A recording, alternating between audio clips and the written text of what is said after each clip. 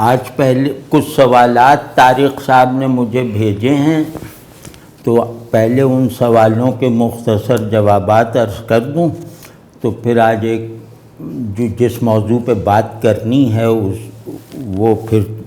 بعد میں کریں گے۔ پہلا سوال یہ کیا گیا ہے کہ نیکی اور اس کی حفاظت کیسے کریں؟ تو اس کا جواب بالکل سادہ سا ہے، کیونکہ اس طرح کے سوالات اگر ذہن میں پیدا ہونے لگیں اور مطلب ان سوالات سے نمٹنے کا جذبہ اور صلاحیت اپنے اندر آدمی دیکھنا بھی چھوڑ دے، تو اس سے ایک عجیب طرح کی غیر سنجیدگی اور لا تعلقی پیدا ہو جاتی ہے۔ مطلب مسئلے کا جو اثر ہونا چاہیے، اگر وہ اثر واقعی مجھ پر پڑ رہا ہے، میں اپنے کسی مسئلے کو اہمیت دے رہا ہوں، تو یہ ممکن نہیں ہے کہ اس مسئلے کو حل کرنے کی تدابیر میرے ذہن میں نہ آئیں اور اس مسئلے سے نکلنے کا ایک خاص طرح کا جذبہ قوت بن کر میرے اندر نہ ابھرے۔ تو ہمارے یہاں ایک رسم پڑ گئی ہے جو مطلب واعظوں کی وجہ سے، جو ذاکروں کی وجہ سے، جو عام طور پہ پیری مریدی کے کلچر کی وجہ سے وہ رفتہ رفتہ ہماری عادت بنتی جا رہی ہے، اور وہ یہ کہ جو بھی دینی مسئلہ ہو اس کو زیادہ دیر اس پر سوچنے کی بجائے، اسے اچھی طرح محسوس کرنے کی بجائے، بس وہ مسئلہ کسی عالم کو، کسی صوفی کو بھیج کے اس سے جواب لے لو، اور جواب مل جائے تو اسے فائل میں لگا لو، اور اس سے زیادہ اس کا کوئی مصرف نہیں ہے۔ تو اس سے ہمیں نکلنا چاہیے۔ ہم اپنے دنیاوی مسائل، یعنی جن سے ہمارے واقعی مفادات پہ ضرب لگتی ہو، وہ پہلے خود محسوس کرتے ہیں، اس سے نکلنے کے لیے ہاتھ پاؤں چلاتے ہیں، اس کی شدت محسوس کرنے کا ایک جیسے پورا نظام ہمارے یہاں چل رہا ہوتا ہے، افسوس کی صورت میں، رنج کی حالت میں، اداسی کی کیفیت میں، تو پھر جب ہم اس میں بالکل بے بس ہو جاتے ہیں، تو پھر اس مسئلے کو حل کر سکنے والے معروف ذرائع اختیار کرتے ہیں۔ تو اس طرح کے سوالات کاؤنٹر پروڈکٹیو ہوتے ہیں کہ نیکی اور اس کی حفاظت کیسے کی جائے۔ یہ نیک آدمی طبعاً جانتا ہے، جس نے بھی خود کو نیک بنا لیا ہے وہ طبعاً جانتا ہے، وہ جیسے فطری طور پہ اس بات سے واقف ہے کہ اس کی حفاظت کیسے کی جا سکتی ہے، یا اس کی حفاظت کے لیے مجھے کیا کرنا ہوگا، یا ایسے حالات میں جہاں نیکی کی حفاظت کا پرانا طریقہ کار کام نہ آ رہا ہو،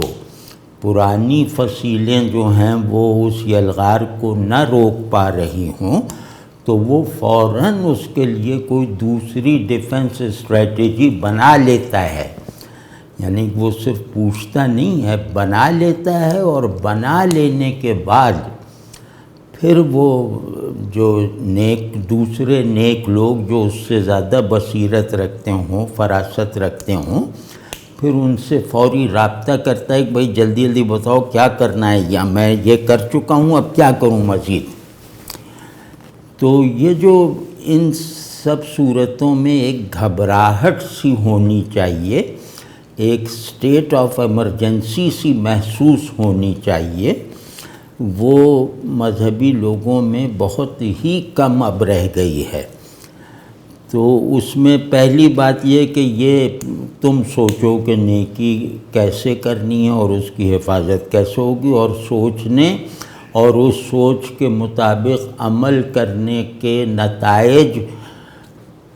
2 سال بعد بتاؤ، تو یہ سوال، اس کی شدت، اس کے جواب کی ضرورت، یہ سب جیسے بلبلے کی طرح بیٹھ جائے گی۔ تو اس میں بس یہ ہے کہ نیکی کی حفاظت کرنی ہے، اگر سنجیدگی سے نیکی کی حفاظت کرنی ہے تو اس کا سب سے مؤثر طریقہ یہ ہے کہ برائی سے بچو، بدی سے بھاگو۔ تو بس برائی سے بچنا ہی نیکی کی حفاظت کا سب سے قابل اعتماد ذریعہ ہے اور عمل ہے۔ بس یہ کرتے رہیے۔ اور دوسرا اسی سوال میں ایک اور سوال بھی ہے، وہ یہ کہ اگر سائل مانگنے کو عادت بنا لے تو پھر کیا کریں؟ یہ بڑا معاشرتی سوال ہے اور پاکستان میں تو بہت زیادہ اس کے جواب کی ضرورت ہے۔ اس طرح کے سوالات جو ہیں نا وہ پیدا ہوتے ہی جواب دینے والے کو ڈھونڈنے لگتے ہیں، ان سے آدمی خود سے فیصلہ نہیں کرتا۔ یہ اس طرح کا سوال ہے کہ فوراً محسوس ہوتے ہی کسی سے پوچھو کہ اس کا کیا حل ہے۔ اس کا حل خود سے جو بھی نکالو گے وہ ناقابل اعتبار ہوگا۔ تو اس کا جواب یہ ہے کہ سائل یعنی ضرورت مند، آپ کی مدد کا مستحق، یہ اگر ایک مرتبہ آپ کے پاس آ کر فرض کیا کہ بجلی کا بل لے کر آتا ہے اور آپ سے کہتا ہے کہ میں یہ نہیں دے سکتا، تو آپ دے دیجئے۔ تو آپ نے 1 مہینے اس کا بجلی کا بل ادا کر دیا، تو دوسرے مہینے پھر وہی بل لے کر آ گیا اگلے مہینے کا، کہا جناب میں تو اسے نہیں ادا کر سکتا۔ تو اس طرح وہ 4-6 مہینے وہی ہر مہینے بجلی کا بل لے کر آپ کے پاس آئے گا کہ آپ ادا کر دیں۔ تو اگر وہ زیادہ امکان یہی ہے کہ وہ بجلی کا بل 6-8 مہینے میں بھی ادا کرنے کے لائق نہیں ہو سکا ہے، وہ 10 مرتبہ بھی آئے گا تو 10 مرتبہ اس کا مستحق ہونا جیسے یقینی ہے، تو ایسی صورتحال میں جس طرح اس کی ضرورت کا تسلسل ہے اس طرح اپنی اعانت کو بھی مسلسل رکھنا یہ بہت قیمتی بات ہے۔ ایک تو یہ ہے، دوسری صورت یہ ہے، اور وہ صورت بھی بہت عام ہے،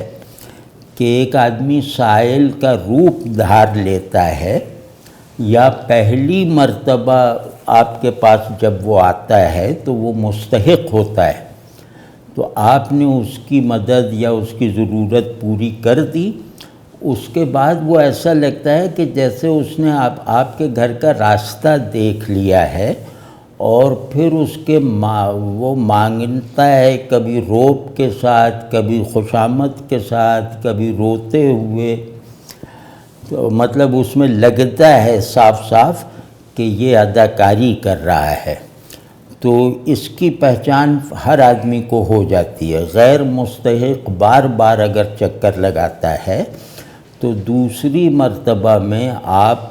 انشاءاللہ اچھی طرح جان لیں گے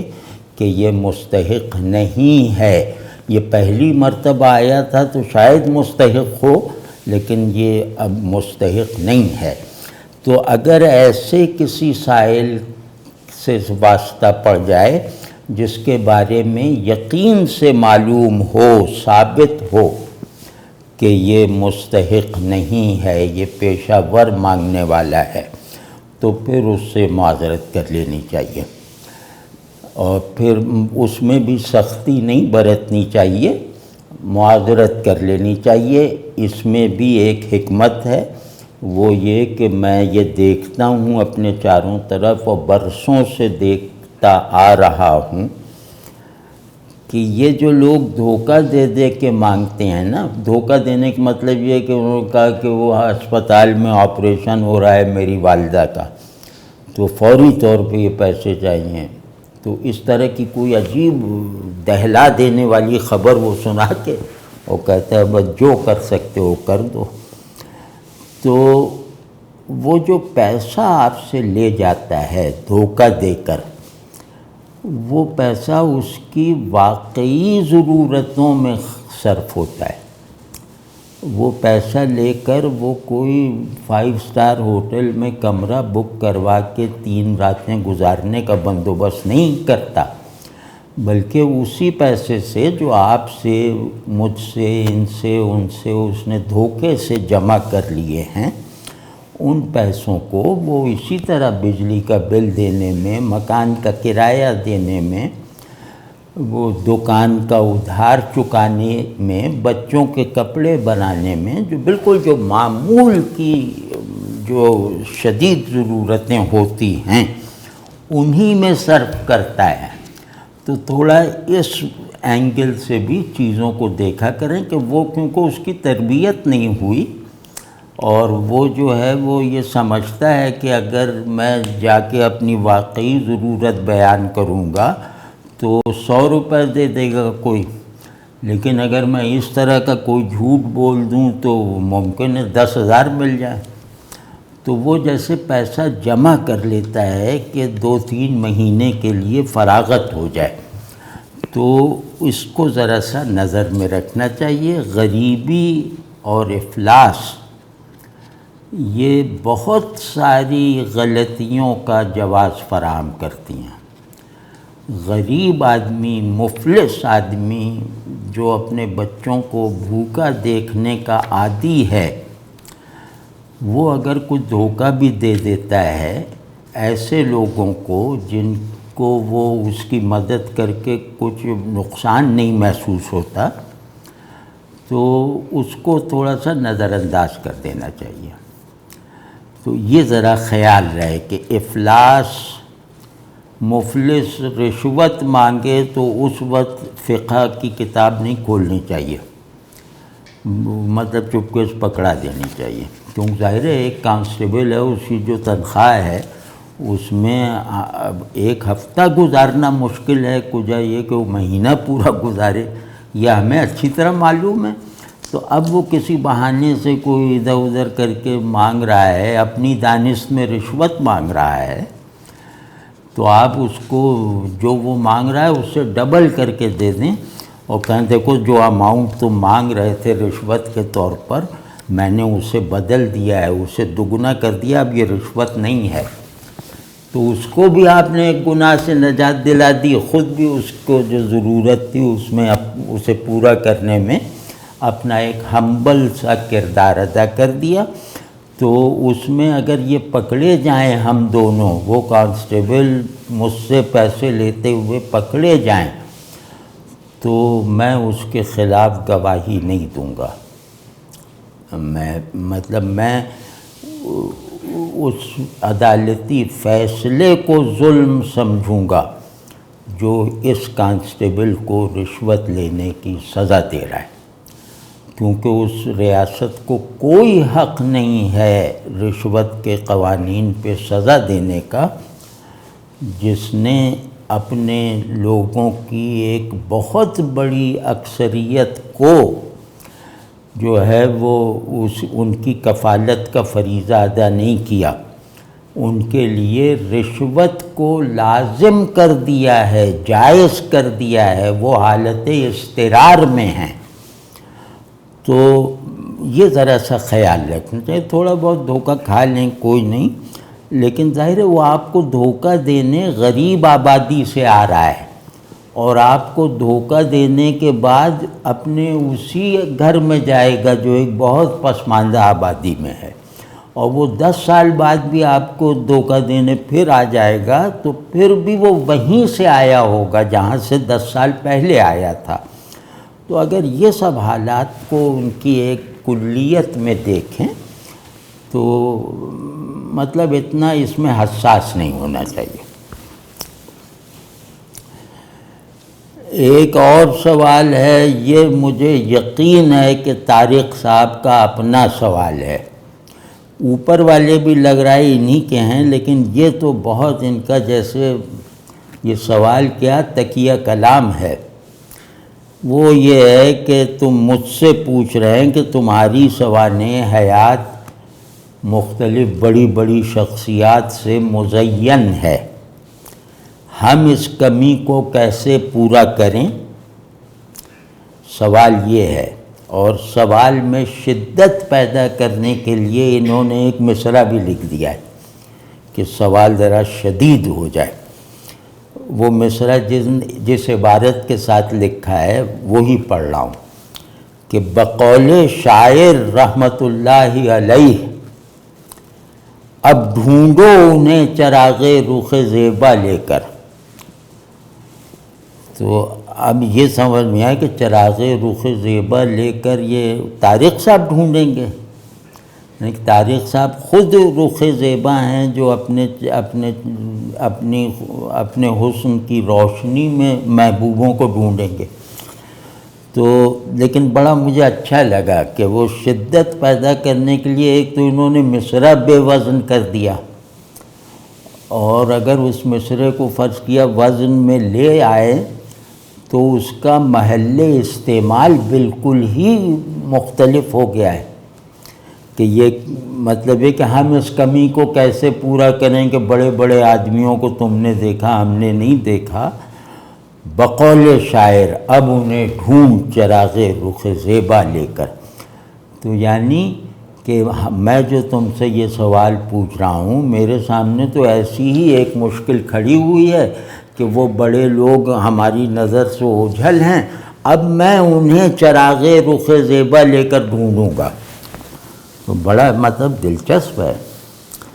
تو اس کا جواب بھائی سادہ سا ہے اور انشاءاللہ مؤثر ہے،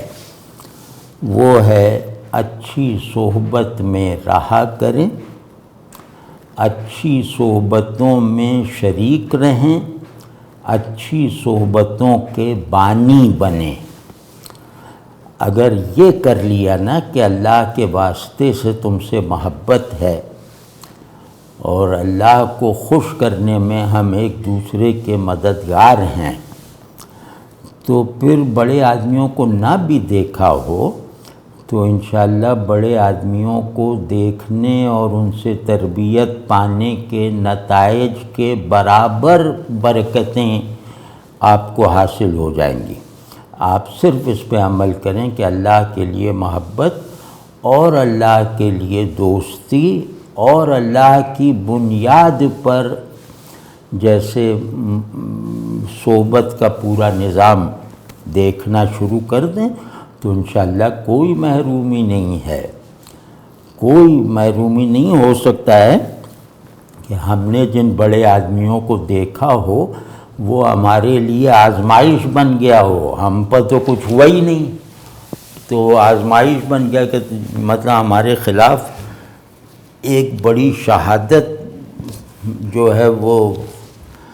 وجود میں آ گئی کہ ایسے لوگوں کو دیکھ کر بھی دیکھو یہ ایسا رہا، تو وہ پھر ہمیں تو دیکھنے کا نقصان ہو گیا۔ تو آپ ان چیزوں میں نہ پڑیں، آپ بس اچھے دوستوں میں رہیں، صالح دوستوں میں رہیں، اور ایثار اور انکسار رکھنے والے حلقے میں سرگرم رہیں۔ اور اچھی صحبت کے بانی بننے کا مطلب یہ ہے کہ لوگوں کو اچھائی کی طرف بلائیں، اپنا دوست بنائیں۔ تو اب آپ اچھی صحبت کے بانی ہیں۔ اپنے گھر میں صحبت کو اچھی صحبت کا عنوان دینے کے لائق اپنے گھر کو بنا دیں، بیوی بچوں کے ساتھ اپنے تعلق کو اچھی صحبت کا بدل بنا دیں، اپنی بیگم اور بچوں کو ہی نہیں بلکہ اپنی بیگم اور بچوں کو اپنے لیے اچھی صحبت کا عنوان وہ نمونہ بنا دیں، تو انشاءاللہ کسی کو دیکھنا یا نہ دیکھنا یہ ثانوی چیز رہ جائے گا۔ یہ کر کے دیکھیں۔ آج جو ہے ایک موضوع پہ بات کرنا چاہ رہا تھا جو میری نظر میں بہت مطلب ہنگامی نوعیت کی ہماری ضرورت ہے، مطلب جس کو ہم اب مزید ٹالنا ہمارے لیے مہلک ہے، اور وہ یہ ہے کہ ذہنی اور اخلاقی ترقی کسے کہتے ہیں، اور اس ترقی کو حاصل کرنے کے جو ہیں وہ ایفیکٹو ذرائع کیا ہیں۔ تو جیسے اس عنوان ہی سے واضح ہو گیا ہوگا کہ اس وقت ہمیں بہت زیادہ ضرورت ہے ذہنی پختگی اور اخلاقی مضبوطی کی۔ ذہن اور اخلاق میں ہماری کمزوریاں جو ہیں وہ ہمیں اپنے دین کے ساتھ بھی کوئی بامانی تعلق نہیں پیدا کرنے دے رہی، بلکہ ہمیں دوسرے آدمیوں کے ساتھ کوئی پروڈکٹیو ریلیشن شپ نہیں پیدا کرنے دے رہی۔ ذہن میں پستی، اخلاق میں وہ کمی، یہ ہمارے جیسے اگر ہم سچے انداز سے دیکھیں تو یہ ہمارے مطلب امت میں پھیل جانے والے امراض ہیں۔ پوری امت الا ماشاء اللہ اس کی لپیٹ میں ہے، اور اس کی وجہ سے جیسے اسلام اجنبی ہوتا جا رہا ہے، یہ وہی حدیث پوری ہو رہی ہے کہ یہ غریبی میں آیا تھا اور غریبی میں چلا جائے گا، تو اس غریبی کا فی الحال سبب ہم بن رہے ہیں۔ تو یہ بڑی خوفناک بات ہے اور گھبرا دینے والی بات ہے۔ تو ہمارے ساتھ یہ ہوا کہ جیسے میں نے پہلے سوال کے جواب میں عرض کیا تھا کہ ہم دین کو سیریسلی لیتے ہی نہیں ہیں۔ کوئی بھی مسئلہ پیدا ہوتا ہے مفتی کے پاس چلے جاؤ، کوئی مسئلہ پیدا ہوتا ہے فلاں کے پاس چلے جاؤ، مطلب ہمارا یقینی نقصان ہو رہا ہے کہ نماز اچھی نہیں ہو پا رہی، تو نماز اچھی کیسے کریں؟ فوراً ایک سوال جو ہے وہ کاغذ پہ لکھ کے اس کی 10 فوٹو کاپیاں نکال کے 10 لوگوں کو بھیج دی جاتی ہیں، اور پھر جواب کا بھی کوئی بےتابی سے انتظار نہیں کیا جاتا۔ تو ایک اس طرح کا ڈس انٹرسٹڈ سا تعلق دین کے ساتھ، ظاہر ہے کہ مذاق ہے، یہ خطرناک ہے۔ دنیا میں کیوں نہیں تم اس طرح دوسروں پہ انحصار کرتے؟ دنیا میں کیوں بھولے نہیں بنے ہوئے تم؟ تو وہ اس کی جیسے ہمیں اس کا ایک نقصان اب مکمل ہو کر ہمیں بھگتنا پڑ رہا ہے اپنی 100 سالہ روایت کا یا 50 سالہ روایت کا۔ تو اس میں جو ہے وہ ذہن دین سے سیراب نہیں ہو رہا، اور کیونکہ سوال کرنے کی عادت پڑ گئی ہے تو دینی سوال تو ہم ادھر بھیج دیتے ہیں، دنیاوی سوال کہ بھئی یہ حکومت کیسے بنائیں، آبپاشی کا نظام کیسا ہو، الیکٹرک والا وہ بجلی کے وسائل کیسے بڑھائے جائیں، یہ ہمارے جینوین مسائل ہیں، اور یہی ہمارے مسائل ہیں۔ ان کا ہمیں بنا بنایا جواب مل جاتا ہے کہ وہ ڈیم بنانے وہ آ جائیں گے، یہ کرنے وہ آ جائیں گے، وہ کرنے وہ آ جائیں گے۔ تو ہم کوئی پاگل ہیں کہ اس میں محنت کریں کہ فزکس پڑھیں اور فلاں اور میتھمیٹکس پڑھیں اور یہ کریں؟ وہ پڑھ کے یہی نتیجہ نکلے گا نا جو ہمیں بغیر پڑھے ہوئے حاصل ہو رہا ہے۔ تو یہ جو ایک دست نگری ہم پر چھائی ہوئی ہے، وہ جو سائل والا سوال ہے، وہ جو غیر مستحق سائل بننے کی جو ہمیں عادت پڑ چکی ہے، اس نے آدمی کی شخصیت میں بڑائی وغیرہ پیدا کرنے والی قوتوں کو ہمارے اندر جیسے نزع کے عالم میں رکھا ہوا ہے۔ اور یہ صرف مسلمانوں کی بات نہیں ہے کہ عالم اسلام، یہ پوری تیسری دنیا کا عالمیہ ہے۔ اور جیسے ہم اپنے حالات میں دیکھیں کہ چلو مذہبی لوگ کچھ جذباتی ہو گئے جو 1% سے بھی کم ہیں تعداد میں، وہ کچھ بدنامی کا سبب دہشت گردی کر رہے ہیں، فلاں ڈماں، وہ سب بری باتیں کر رہے ہیں، بہت ہی بری باتیں ہیں۔ تو لیکن بقیہ جو 99% بیچاری ایک معصوم سی اکثریت ہے، وہ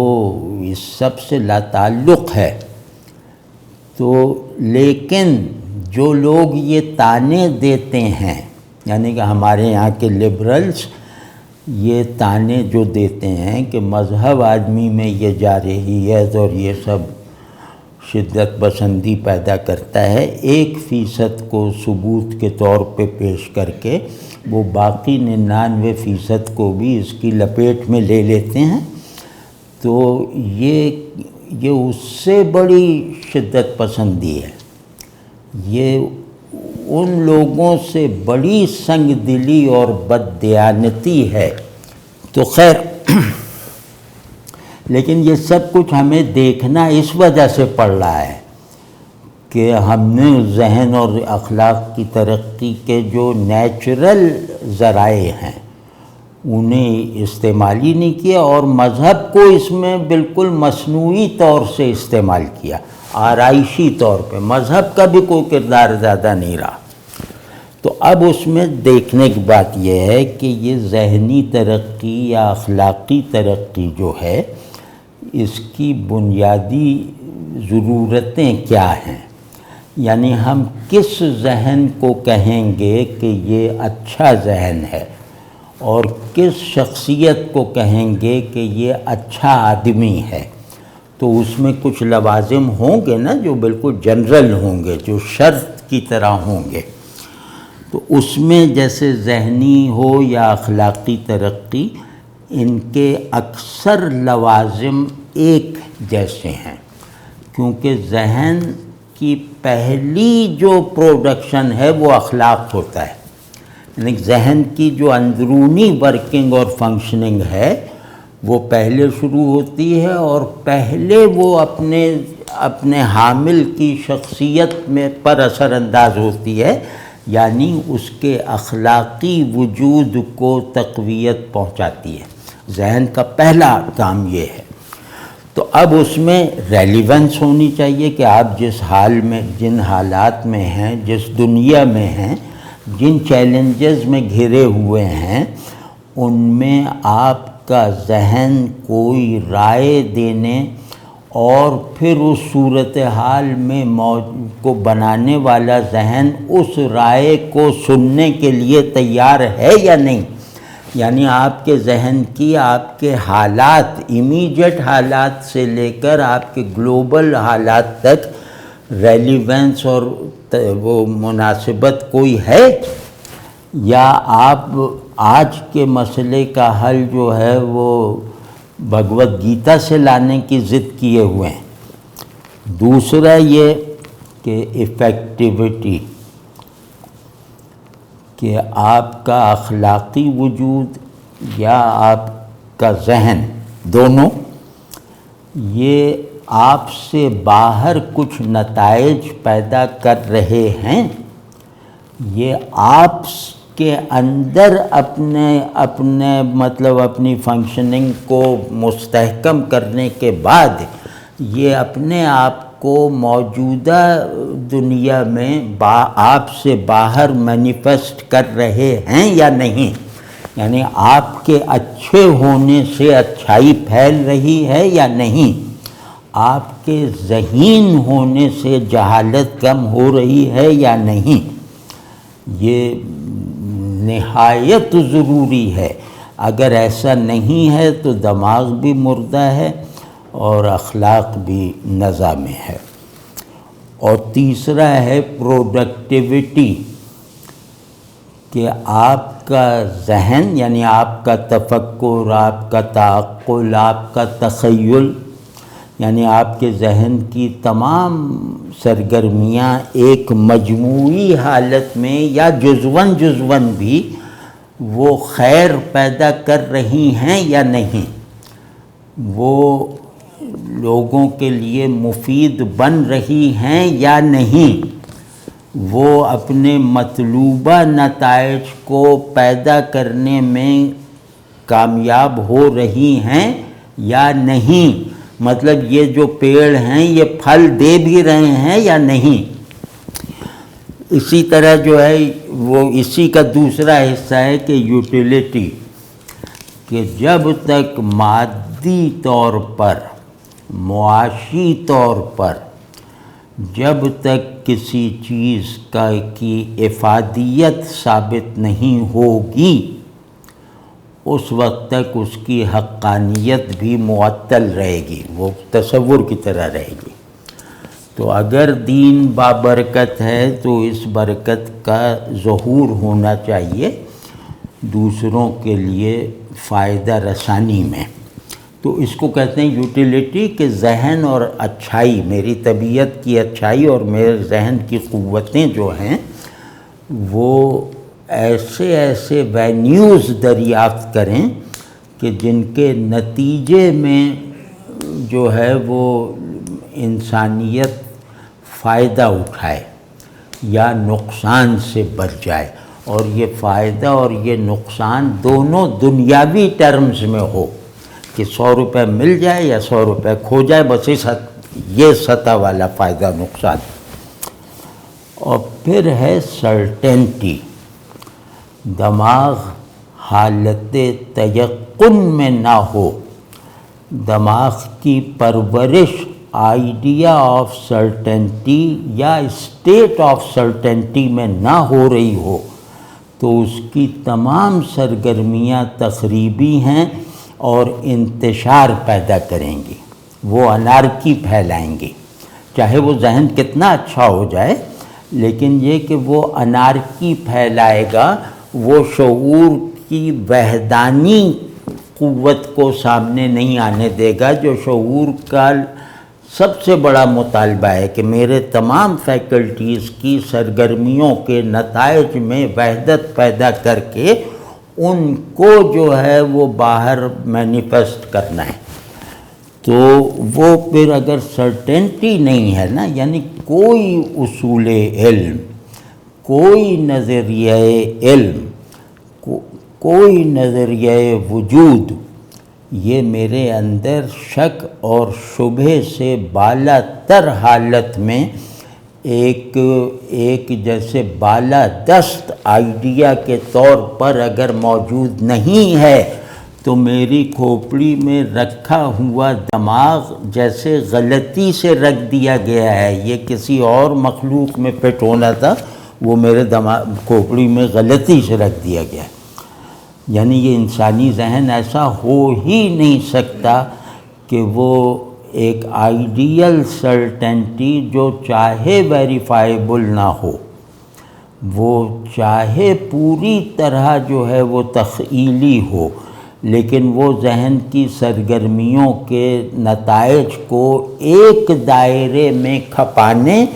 اور ایک وحدت میں ڈھالنے کا کام کرتی ہو، تو یہ بہت ضروری ہے۔ اور دوسرا جیسے ورلڈ ویو ہونا چاہیے،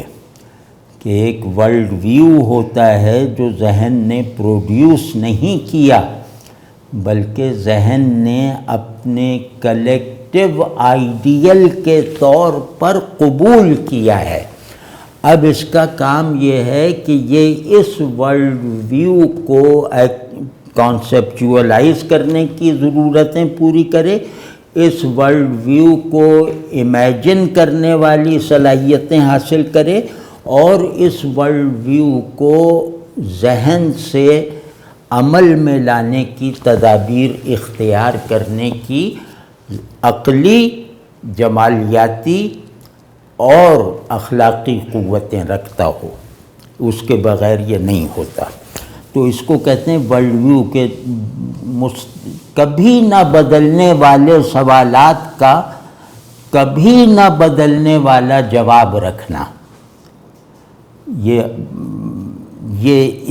یہ جو جوابات ہیں جو کبھی نہ بدلنے والے سوالات کو ایڈریس کر رہے ہیں، یہ ورلڈ ویو ہے۔ تو اس کے بغیر ذہن میں بعض بہت ہی قیمتی اور ضروری صلاحیتیں بیدار بھی نہیں ہو پاتی۔ اور دوسرا ہے سینس آف ایسوسیشن، حس تعلق اور شعور تعلق۔ یعنی حص تعلق اپنے شعور کے ساتھ۔ تو اگر میرے اندر دوسرا اہم نہیں ہے، اگر میں دوسرے کو اپنا موضوع بنانے کے لائق نہ سمجھنے کی عادت ڈال لوں اور اپنے ہی اندر مبتلا رہوں، یعنی علم بھی میں، عالم بھی میں، معلوم بھی میں، تو اس کے نتیجے میں ظاہر ہے کہ ذہن پاگل پن میں جائے گا اور اخلاق جو ہیں وہ بھی دیوانگی میں بدلیں گے۔ تو یہ جو سینس آف ایسوسیشن ہے کہ آدمی دوسرے کو پہچان سکنے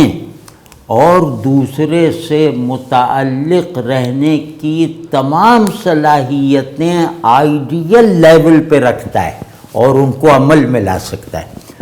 تو یہ جو صلاحیت کی بیداری ہے، صلاحیت تعلق کی، یہ اصل ماں ہے ذہن اور اخلاق کی۔ ذہن بھی جتنا شعور تعلق ہوگا اتنا ہی بڑھے گا، اور اخلاق بھی اتنا ہی نمو پائیں گے جتنا احساس تعلق ہوگا۔ پھر اگلی دو چیزیں یہ بھی بہت اہم ہیں، وہ ہیں ذوق جمال، ایستھیٹکس۔ یہ اگر خوبصورت اور بدصورت میں فرق کی صلاحیت ذہن کو اور خوبصورتی کی طرف رغبت اور بدصورتی سے کراہت اگر اخلاقی سطح پر موجود نہیں ہے، یعنی مستقل حالت میں موجود نہیں ہے، تو بھی ذہن پروفین ہو جائے گا اور وہ جو اخلاق ہیں وہ تاجرانہ بن کے رہ جائیں گے۔ تو اس میں جو ذوق جمال ہے وہ سمجھیں کہ خیر پر آمادہ رکھتا ہے اور حق کے حضور میں رکھتا ہے۔ اور وہ آخری ہے یا کیا؟ ہاں، آخری صفت جو ہے یا ضرورت یا کوالیفیکیشن، وہ ہے لینگویج۔ آپ جتنی زبان جانتے ہیں اتنا اسی حد تک آپ کا ذہن کام کر رہا ہے۔ آپ جتنی زبان جانتے ہیں اسی حد تک آپ کا اخلاقی وجود نمو پا سکتا ہے۔ اگر آپ زبان نہیں جانتے، لفظ میں اترنے کا ذوق نہیں رکھتے، ایک ہی آبجیکٹ کے 3 نام آپ کو حفظ نہیں ہیں اور ان 3 ناموں کے ہونے کی جینوین لنگوسٹک وجہ آپ کو نہیں معلوم ہے، آپ اگر لفظ کو تشبیہ کی سطح، استعارے کی سطح اور علامت کی سطح پر لے جا کر استعمال کرنے کا ذوق، ملکہ یا شعور نہیں رکھتے، تو آپ کا ذہن بھی پسماندہ رہے گا، آپ کا اخلاق بھی پسماندہ رہے گا، کیونکہ آدمی کے بارے میں، آدمی کے مرتبے کے بارے میں، ذہنی اور اخلاقی اور ہر طرح کے مرتبے کے بارے میں جو سب سے قابل اعتبار شہادت ہے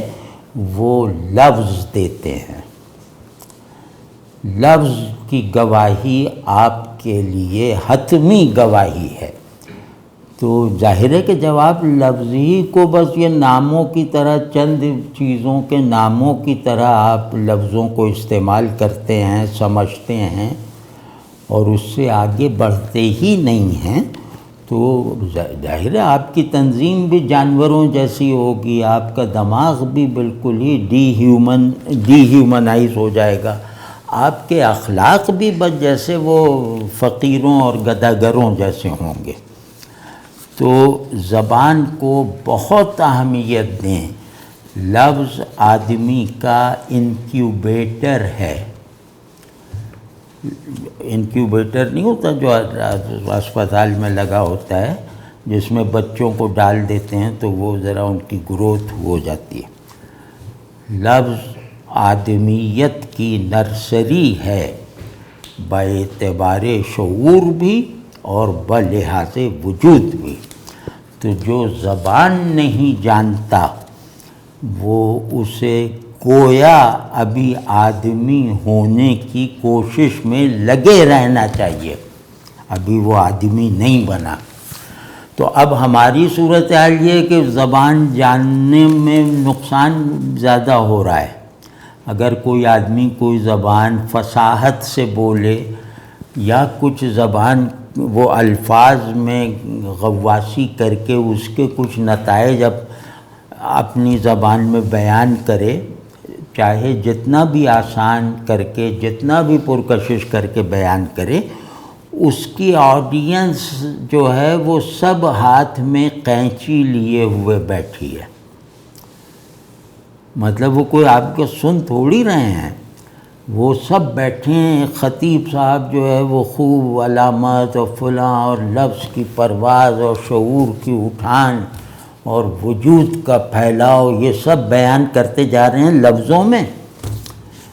اب وہ جب زیادہ ہو جاتا ہے تو وہ اٹھ کے زبان کاٹ دیتے ہیں، یا وہ جو ہے نا وہ کنیکشن کاٹ دیتے ہیں پبلک ایڈریس سسٹم کا کہ بکنے دو۔ ہاں، اور پھر ہم وہ لوگ بن کے رہ گئے نا۔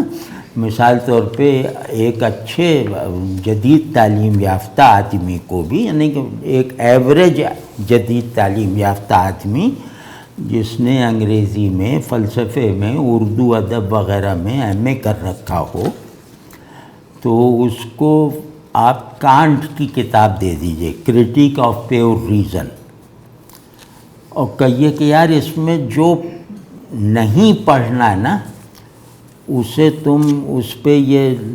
فلوئڈ لگا دو، مطلب ان لفظوں کو چھپا دو جو مجھے نہیں پڑھنے یا تمہیں بھی نہیں پڑھنے۔ تو پھر جو کتاب میں کرٹیک آف پیور ریزن میں جو رہ جائے گا وہ تھا، ہوگا، لیکن، بلکہ، گویا، میں اور ٹینسز رہ جائیں گے، اور ساری کتاب وہ چھپا کے آپ کو دے دے گا۔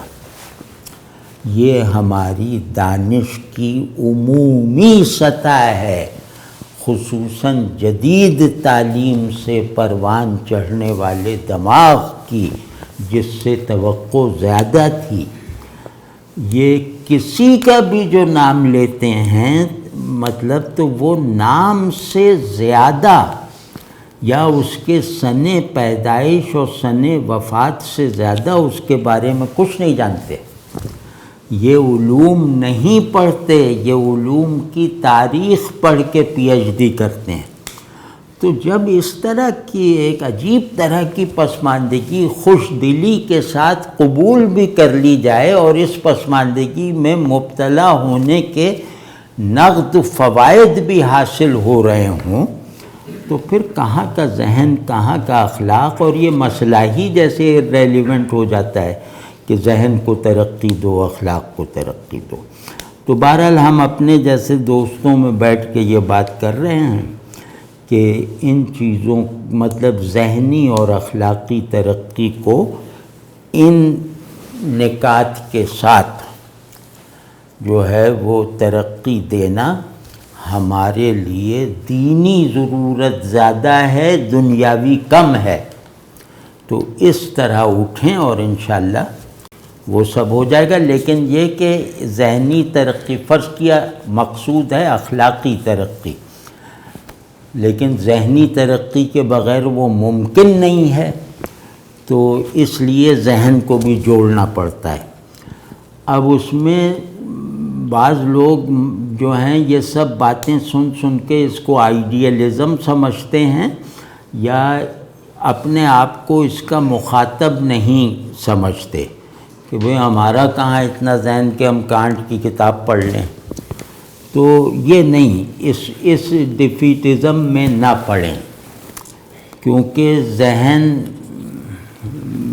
تو جو ہے وہ بیتھوون کا بھی بہت بڑا تھا نا، تو بیتھوون تو کانٹ کو نہیں پڑھ سکتا تھا جرمن ہونے کے باوجود۔ تو ذہن کی اپنی اپنی اسپیشلٹیز ہوتی ہیں، تو کوئی ذہن بھی جو ہے وہ ترقی کے بیج سے خالی نہیں ہے، بس آپ کو اپنا بیج پہچاننا ہے۔ بعض ذہن ایسے ہیں جن کو مثال طور پہ ایمان ان کے لیے بالکل یقینی اور فول پروف حقیقت ہے، تو انہیں کیا ضرورت ہے کہ وہ ایمان کے لیے ایک لاجک بنائیں اور اس کے آرگومنٹس تیار کریں اور جا کے چیلنج کریں کہ آ کے مجھ سے بحث کرو۔ ان کو ذہن کا مقصود حاصل ہے،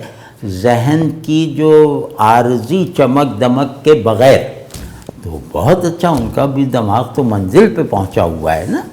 تو ہر آدمی اپنے ذہن کو بہترین ذہن اپنے ہی دائرے میں رہتے ہوئے بنا سکتا ہے، یہ دیکھ کر کہ میرا جاننا دوسروں کے نہ جاننے میں کمی لا رہا ہے، میری اچھائی دوسروں کے لیے فائدے کا سبب بن رہی ہے، اور میں جس ورلڈ ویو کا، جس وہ جو کیا نام ہے مدر آئیڈیا کا کسٹوڈین ہوں، میں اس کو یقین کے ساتھ اپنے ذہن کے مرکز میں جگہ دلوانے میں کامیاب ہوں، تو بس بہترین ہوگا۔ پھر کیا آپ کو کوئی فلسفی بننے کی تھوڑی ضرورت ہے۔ ہو سکتا ہے کہ یہ ذہن اور یہ اخلاق، یہ یعنی کہ منزل تک پہنچی ہوئی یہ ذہنی اور اخلاقی وحدت ان لوگوں کو حاصل ہو جائے جو اپنا نام لکھنا پڑھنا نہیں جانتے۔ تو اس بات کو ذرا گہرائی میں سوچئے کہ ذہن اچھے ہونے کا مطلب آئنسٹائن بن جانا نہیں ہے، اخلاق اچھے ہونے کا مطلب مدر ٹریسا تک پہنچ جانا نہیں ہے، بلکہ میرے اندر کے تمام اخلاقی پوٹینشیلز اور میری تمام ذہنی قوتیں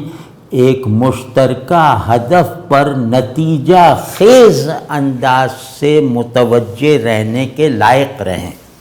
بس مقصود حاصل ہو گیا۔ تو جناب بہت شکریہ، بہت نوازش۔ اب اگلی مرتبہ اس ترقی کو حاصل کرنے کے ذرائع پہ اللہ نے چاہا تو بات کریں گے۔ السلام علیکم جاوید صاحب، متین فاروقی عرض کر رہا ہوں۔ جی وعلیکم السلام۔ ہاں بھائی سب خیریت ہے نا؟ جی اللہ کا شکر الحمدللہ۔ جاوید صاحب، جو آپ نے اس سے پچھلے والے سوال کا جواب دیا تھا، اسی تسلسل میں ایک بات آپ سے پوچھنی تھی۔ یہ جو خصوصاً مسلم معاشرے میں یا مسلم ممالک میں مذہبی جماعت کی پوزیشن لے کے جب کام کیا جاتا ہے تو ایسا محسوس ہوتا ہے کہ باقی معاشرہ جو اس جماعت کا حصہ نہیں ہے وہ اپنے آپ کو دین سے دور تصور کرتا ہے، یا جو جماعت کے لوگ ہیں وہ اس کو یعنی باہر کے لوگوں کو دین سے مختلف تصور کرتے ہیں۔ تو کیا یہ طرز عمل درست ہے یا نہیں، یہ ظالمانہ طرز عمل ہے۔ جو دیکھیں، اسلام کا اپنے بارے میں دعویٰ یہ ہے کہ میں اب قیامت تک کے لیے سارے انسانوں کی ہدایت کا کفیل ہوں، یہی دعویٰ ہے نا۔ ختم نبوت کا یہی مطلب ہے کہ پہلے نبوتیں لوکل ہوتی تھیں، اب نبوت جو رسول اللہ صلی اللہ علیہ وسلم کی ہے یہ گلوبل ہے۔ پہلے خاص وقت کے لیے ہوتی تھیں، اب یہ قیامت تک کے لیے ہے، وغیرہ وغیرہ۔ تو اس دین کو جو اپنی ساخت میں آفاقی ہے، جو ہر طرح کی مطلب کسی بھی لوکیل میں رہنے سے بغاوت کرتا ہے، تو وہ اگر ایسا ہو کہ مسلم سوسائٹی میں رہنے، مسلم اکثریت سے بننے والے معاشرے یا ریاست میں رہنے والے غیر مسلم اپنی مطلب ایک مستقل احساس کمتری یا خوف وغیرہ میں مبتلا رہیں، اور مسلمان جو طاقت رکھنے والے، چاہے وہ علمی رسوخ رکھنے والے، چاہے وہ قانونی طاقت رکھنے والے، چاہے معاشرتی مرتبے کے اعتبار سے تصرف رکھنے والے جو طبقات ہیں، وہ انہیں مستقل اس نظر سے دیکھتے رہیں جیسے آرینز دراوڑ کو دیکھتے تھے، دراوڑوں کو۔ تو یہ تو مطلب یہ تو ایسا ہے کہ ابو جہل نے خود کو بدلے بغیر کلمہ پڑھ لیا ہے۔ تو آخری دین، آفاقی دین، یہ آل ایکسکلوسیو نہیں ہوتا، یہ آل انکلوسیو ہوتا ہے۔ مطلب یہ صرف ہدایت اور نجات پر نہیں ہے، یہ برکت، خیر اور فلاح کا بھی ضامن ہے۔ تو اگر کوئی اس کی ہدایت سے محروم ہے تو وہ اس کی برکت سے محروم اگر رہے گا تو ہم لوگ اسلام کے نمائندے نہیں ہیں۔ تو انسان کا مساوی ہونا، انسان وحدت انسانی کا جو تصور قرآن سے اور رسول اللہ صلی اللہ علیہ وسلم سے قائم ہوا ہے، وہ انسانی سماج اور انسانوں کے بارے میں تحقیقی علوم کی تمام تر پرانی روایتوں میں کہیں بھی نظر نہیں آتا کہ سب انسان ایک ہیں، سب انسان برابر ہیں، سب انسان ایک ہی باپ کی اولاد ہیں وغیرہ وغیرہ۔ یعنی وحدت انسانی، تکریم انسانی، اس کے جو آئیڈیلز ہیں آفاقی پھیلاؤ کے ساتھ، یہ انسانیت کے علم میں اسلام سے آئے ہیں۔ ورنہ تو ہر جگہ وہ ہندو ادھر مگن ہیں، وہ ادھر خوش ہیں۔ تو اتنے بڑے آئیڈیل کا وارث بننے والے لوگ اگر اس وحدت انسانی کے آئیڈیل کو مسمار کرتے رہنے میں مشغول ہو جائیں تو یہ غیر انسانی تو ہے ہی، یہ غیر دینی بھی ہے، غیر اسلامی بھی ہے۔ جیسے سیدنا عمر رضی اللہ تعالیٰ عنہ کے زمانے میں ایک عیسائی شہر کو یا ایک آبادی کو کہا گیا کہ بھئی اب ہمیں ایران کی طرف مصروفیت ہے تو ہم آپ لوگوں کی حفاظت نہیں کر سکتے، سرحدی شہر تھا ترکی کا، تو آپ ایسا کیجئے، آپ واپس اپنی رومن امپائر میں چلے جائیے، اپنی پرانی ریاست یعنی مسیحی ریاست میں چلے جائیے۔ تو ان لوگوں نے جیسے آپ سمجھیں جیسے لٹرلی پاؤں پڑ گئے کہ ہمیں ہمارے ہم مذہبوں میں نہ بھیجو، ہمیں یہیں رکھو، ہم خود لڑنے کو تیار ہیں، اور اب ہمارا آپ پر کوئی ذمہ نہیں۔ تو یہ کیا وجہ تھی کہ وہ اپنے ہم مذہبوں میں جانے سے گھبرا رہے تھے اور باقاعدہ مدینے میں وفود بھیجے؟ تو حضرت عمر کو کہنا پڑا کہ نہیں بس ٹھیک ہے۔ تو اب اسلام ان سے زیادہ ہم جانتے ہیں، اسلام کی قوت کا سیاسی، معاشرتی، معاشی، جنگی ظہور ان سے زیادہ کسی زمانے میں ہوا ہے۔ تو وہاں تو یہ تھا کہ وہ تو نو مسلم سے پوچھنے کا پابند کیا تھا، انہوں نے لوگوں کو مقرر کیا تھا، ایک محکمہ تھا کہ نو مسلم سے پوچھو کہ یہ کسی دباؤ سے یا وہ ٹیکس معاف کروانے کے لیے تو مسلمان نہیں ہوا۔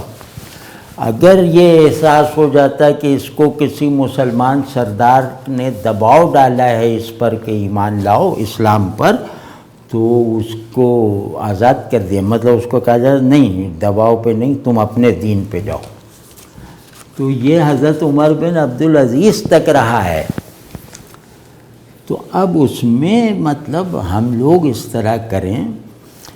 میں واضح لفظوں میں عرض کر رہا ہوں کہ اصل مسلم سوسائٹی وہ ہے جہاں کے غیر مسلم طبقات اپنے آپ کو ذرا ایک اضافی پریویلیج رکھنے والا سمجھیں. جس مسلم سوسائٹی میں رہنے والے غیر مسلم طبقات اس میں خوش نہیں ہیں، اس پر راضی نہیں ہیں، اور اس کے اسلامی تشخص کو خوش دلی سے اون نہیں کرتے، تو وہ مسلمانوں کی نہ سوسائٹی ہے نہ مسلمانوں کی ریاست ہے. تو یہ بارہا ظاہر ہے، خلافت راشدہ میں دیکھ لیجئے جو ہمارے لیے سب سے بڑے لوگ ہیں، اس کو رسول اللہ صلی اللہ علیہ وسلم کی حیات طیبہ میں دیکھ لیجئے کہ مسیحیوں کو، پادریوں کو کہہ رہے ہیں کہ آپ لوگ اپنی عبادت یہاں میری مسجد ہی میں کر لیجئے. اب یہ کوئی معمولی بات ہے؟ اور حضرت ابوبکر کا وہ دیکھیے انہوں نے کیا کہا تھا لشکر بھیجتے وقت کہ راہبوں کو چھوڑ دینا، جو عبادت میں مصروف ہوں انہیں چھوڑ دینا، بوڑھوں کو چھوڑ دینا، اور یہ وہ جو صرف تلوار اٹھائے اس سے لڑنا. تو